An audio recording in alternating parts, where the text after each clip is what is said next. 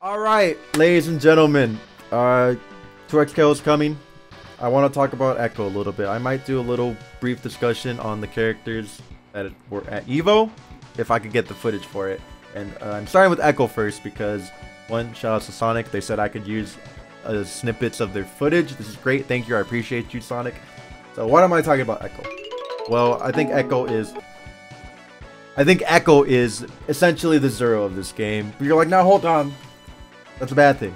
No, not really, because he doesn't have Buster. But why am I saying Ekko is kind of the Zero of this game?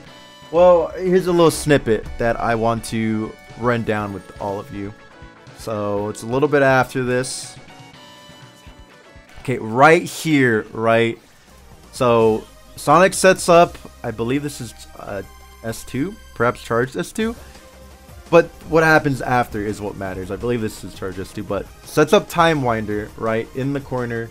Meaty Time Winder, okay.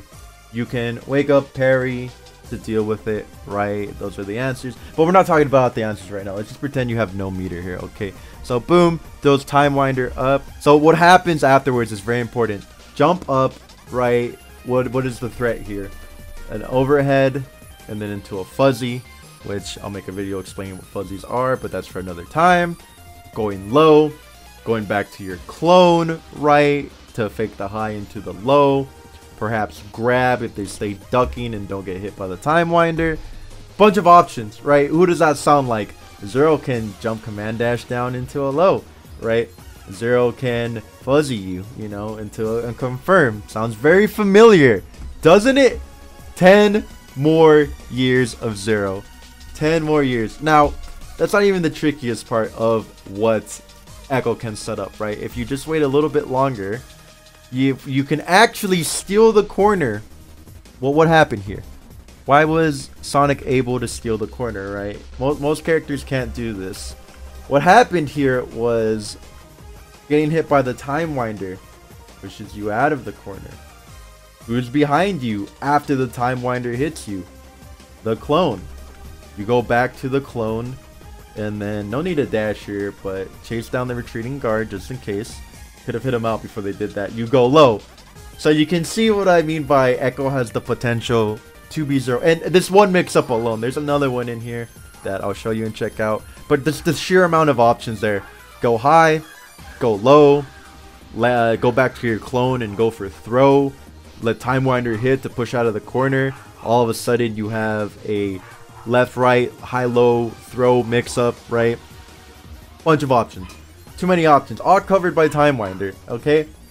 Matt, just pretend Time Winder is the new Buster. So you can see in this moment in time why this character is going to be a problem. In this one interaction alone. Single interaction where if you don't have any meter, you have to hold this 50-50 plus the layers of follow. Even if you block it, right, there's still the assist. There's whatever mix-ups come afterwards. It's the plethora of options here. And then, of course, Sonic, you know, gets the hit.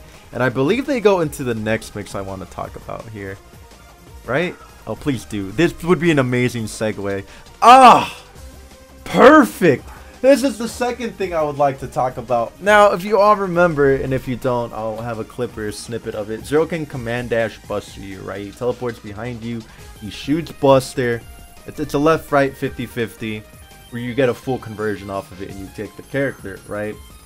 Very annoying, very big deal, very difficult to deal with. Now, the reason why this is so scary, again, you know, Nerd Josh has bar, but Nerd Josh didn't parry, understandably enough. Maybe forgot, that is the answer.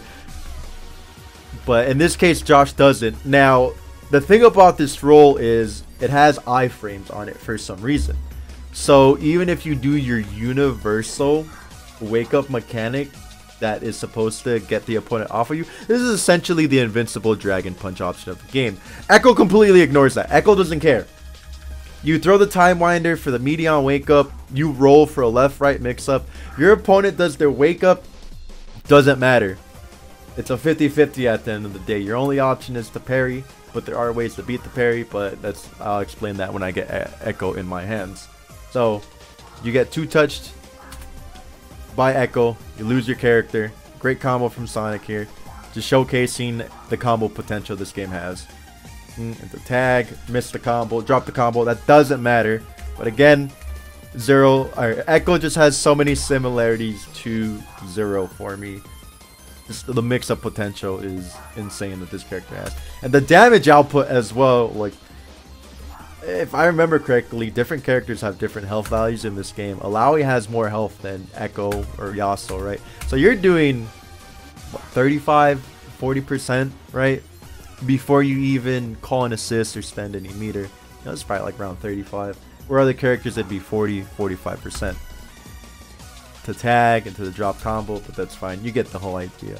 So he also has a Time Winder super where he builds up a clone, which I'll find in a little bit to show you, but it's very similar to Zero's Sugenmu. Okay, so I found some of the footage that I was looking for about Ekko's super, right? The Time Winder super, where I mentioned Zero has something similar. You know, he sets up a clone, the clone copies what Zero does. Ekko's works a little similar to it. He sets up a clone, but instead of the clone copying what he does, Ekko can keep going back to the clone and do whatever he wants. So as you just saw, Ekko was able to use 3 of his bursts, which cause a wall bounce, and then act freely on the 4th one, because that's what they chose to do there. So here's another example. You know, you pop the super, right? You can be really tricky with it. You know, you can go in, fake something, and keep rewinding back to try to bait your opponent. Instead of the clone copying you like Zero does, you are the clone, right? You're just doing everything yourself, going back and forth. So these are the similarities that I see between the two characters. They're both going to be tricky, annoying. They both have great movement, right?